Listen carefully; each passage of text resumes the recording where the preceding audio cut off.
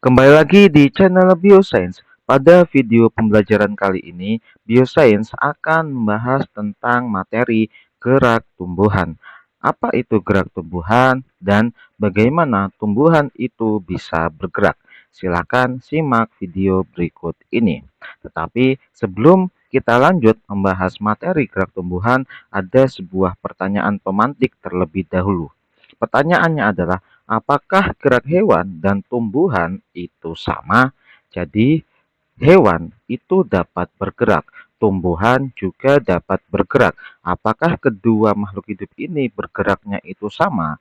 Jawabannya adalah gerak antara hewan dan tumbuhan itu dikatakan berbeda. Kenapa berbeda? Karena gerak pada hewan itu bisa diatur dan bisa menyebabkan perpindahan posisi dari satu titik ke titik yang lainnya. Misalnya, di sini ada kura-kura yang bergerak dari titik A ke titik B, di mana yang namanya gerak hewan itu terjadi perpindahan posisi dari titik A ke titik B. Ini pada gerak hewan. Sedangkan gerak tumbuhan itu apa?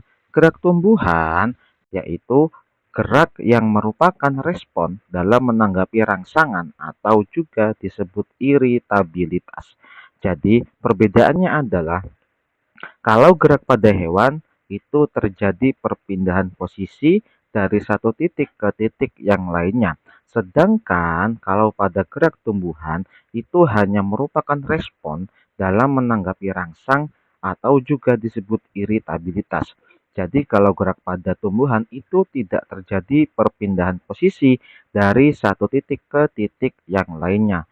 Jadi dapat disimpulkan bahwasanya gerak hewan dan gerak tumbuhan itu berbeda. Selanjutnya, gerak tumbuhan. Gerak tumbuhan itu dibagi menjadi 3 kelompok. Ada gerak endonom, gerak higroskopis, dan gerak etiomnom. Gerak etiomnom dibagi lagi menjadi 3. Ada gerak tropisme, gerak nasti, dan gerak taksis. Untuk lebih jelasnya, kita akan bahas gerak tumbuhan berikut ini. Yang pertama adalah gerak endonom. Apa itu gerak endonom? Gerak endonom adalah gerak yang terjadi akibat rangsangan yang berasal dari dalam sel atau tubuh tumbuhan. Jadi, yang dinamakan gerak endonom itu adalah gerak pada tumbuhan akibat adanya rangsangan yang berasal dari dalam sel atau tubuh tumbuhan itu sendiri. Contohnya apa gerak endonom itu? Contohnya adalah pada tumbuhan Hydrilla verticillata. Pada tumbuhan Hydrilla verticillata terjadi yang namanya gerak siklosis atau rotasi pada sel daun Hydrilla verticillata. Pada sel daun Hydrilla verticillata itu terjadi yang namanya gerak siklosis. Apa itu gerak siklosis? Gerak siklosis adalah gerakan aliran sitoplasma searah jarum jam. Bagaimana lebih jelasnya? Silakan perhatikan animasi sel daun Hydrilla verticillata berikut ini. Ini adalah animasi sel daun hidrilla. Pada sel daun hidrilla terdapat beberapa organel sel. Misalnya ada sitoplasma, kloroplas, filamen aktin, dan juga ada dinding sel. Lalu, sitoplasma itu adalah organel sel berupa cairan yang berada di dalam sel. Kloroplas itu fungsinya salah satunya adalah untuk proses fotosintesis dan kloroplas ini terletak di dalam sitoplasma. Nah, karena gerak siklosis itu adalah gerakan aliran sitoplasma yang searah jarum jam, sitoplasma ini kan isinya cairan. Nah, karena cairannya bergerak, lalu pasti kloroplas akan ikut bergerak juga. Jadi, ini yang dinamakan gerak siklosis. Jika diperhatikan pada sel daunnya, ini pada lingkaran yang berwarna hijau, itu adalah merupakan kloroplas yang terdapat di dalam sel daun hidrilla. Nah, sel daunnya ini, kloroplasnya itu akan bergerak searah jarum jam. Ini adalah salah satu contoh dari gerak endonom yang terjadi pada sel daun tumbuhan Hydrilla verticillata. Yang kedua adalah gerak higroskopis. Apa itu gerak higroskopis? Gerak higroskopis adalah gerak yang disebabkan oleh perubahan kadar air di dalam sel tumbuhan. Contohnya pada buah polong yang membuka. Untuk lebih jelasnya, silakan perhatikan gambar berikut ini. Di sini ada ketiga contoh buah polong-polongan. Ada kacang kedelai atau Glycine max, ada buah cangkring atau Erythrina variegata, dan ada buah biduri atau Asclepias gigantea. Nah, ketiga contoh buah polong-polongan ini terjadi gerak higroskopis. Kenapa? Jika kita perhatikan, ini adalah tampilan kacang kedelai, buah cangkring, dan buah biduri yang sudah tua.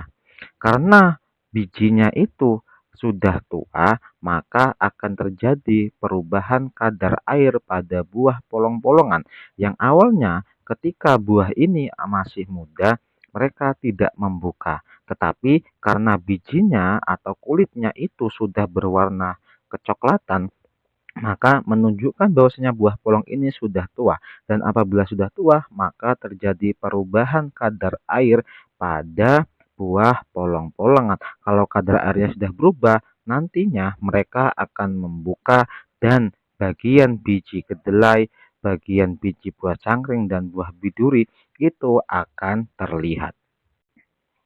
Jadi, kesimpulannya adalah gerak higroskopis itu terjadi pada buah polong-polongan karena terjadinya perubahan kadar air di dalam sel tumbuhan.